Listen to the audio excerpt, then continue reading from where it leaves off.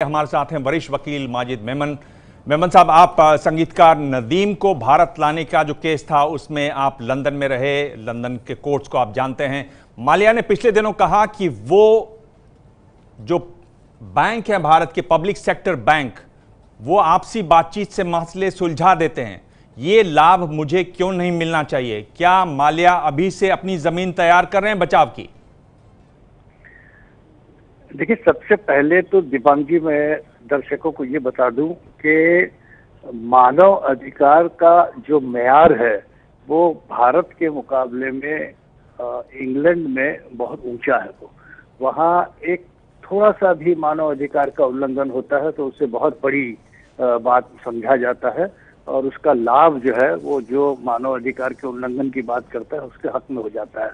दूसरी अहम बात ये कि स्टैंडर्ड ऑफ प्रूफ, जैसे किसी भी क्रिमिनल मैटर में हम लोग यहाँ हिंदुस्तान में जो कानून, हमारी फौजदारी कानूनी प्रक्रिया है, उसके हिसाब से जो स्टैंडर्ड ऑफ प्रूफ जो हम लोग यहाँ चलाते हैं उससे बहुत ज़्यादा स्टैंडर्ड ऑफ प्रूफ वहाँ है। किसी चीज़ को साबित करना वो बहुत कठिन काम है।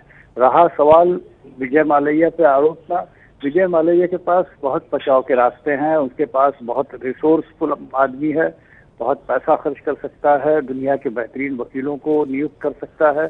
और लंदन में जहां प्रोसीडिंग चलती है, मुझे इसका अनुभव है इसलिए कि हम लोगों ने 1998 से लेकर 2003 तक 5 साल वहां एक्स्ट्राडिशन प्रोसीडिंग को रेजिस्ट किया, सक्सेसफुली रेजिस्ट किया और एक्स्ट्राडिशन प्रोसीडिंग जो है वो विफल हो गई गवर्नमेंट ऑफ इंडिया की। तो यहाँ जो मामला है, दो बड़ी बातें माजिद साहब, दो बड़ी बातें क्या हैं जो अपने बचाव में विजय माल्या कह सकते हैं? दो बड़ी बातें क्या हैं?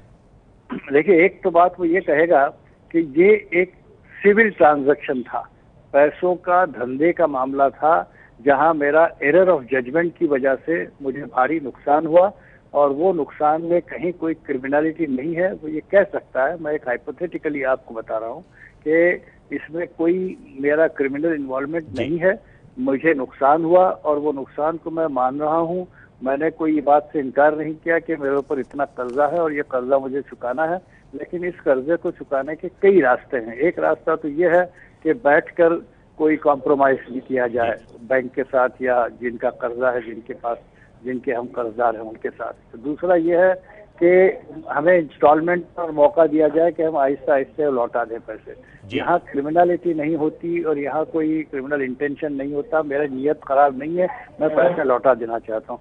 ये डिफेंस वो शायद वहाँ लेगा, ऐसी अपेक्षा है। ये है एबीपी न्यूज़, आपको रखे आगे।